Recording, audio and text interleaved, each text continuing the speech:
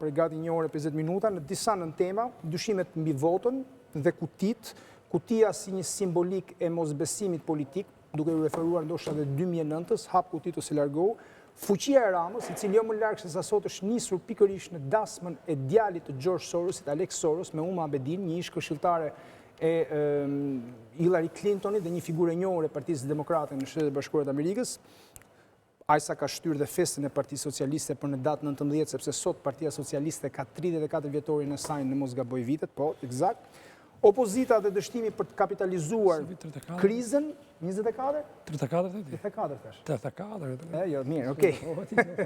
Spaku dhe në fund Spaku, pra Spaku Kuqizea po e bëjnë detyrën. Po e filloj pa humbur kohë me zgjedhjet dhe çështjen e kutive.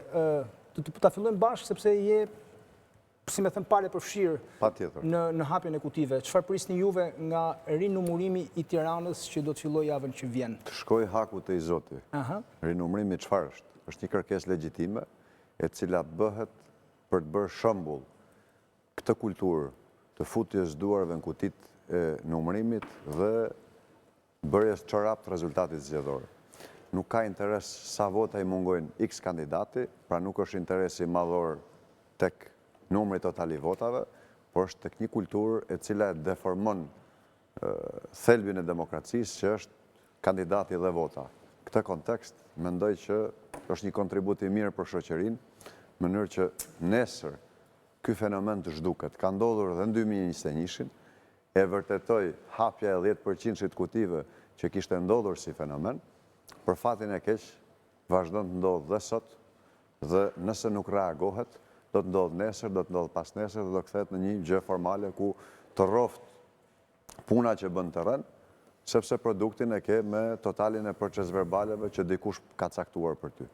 Në këtë kontekst e gjykoj që është për dinjitet, një betejë për dinjitet, jo për Lisandrin veçanti, e cila sigurisht që do t'i bëj mirë edhe partive politike, edhe shoqërisë në tërësi, që nga gjithë ky proces deformimi madhor i votës që bëhet në Shqipëri, të mos përjashtojmë dhe kutinë e numërimit, ku partit janë pjesë dhe shpeshherë ka fenomenet saj natyre, cilat të gjithë neve duhet na vi turp nga ajo që kemi parë në videot e marrë nga Pra ju mendoni se zgjedhjet nuk janë një instrument legjitim përfaqësimi, por një proces i kontrolluar?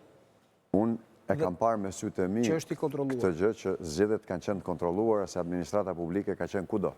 Kësaj radhe, jo se ka në ndryshim me 2021-shin, po kësaj radhe isha vetë kandidat dhe kam djerë prezencën e shtetit sa që rrëzohet ai parimi i kargë të popullit, që thotë demokracia është një mjet për të ndryshuar qeveritarët pa përdorur dhunë.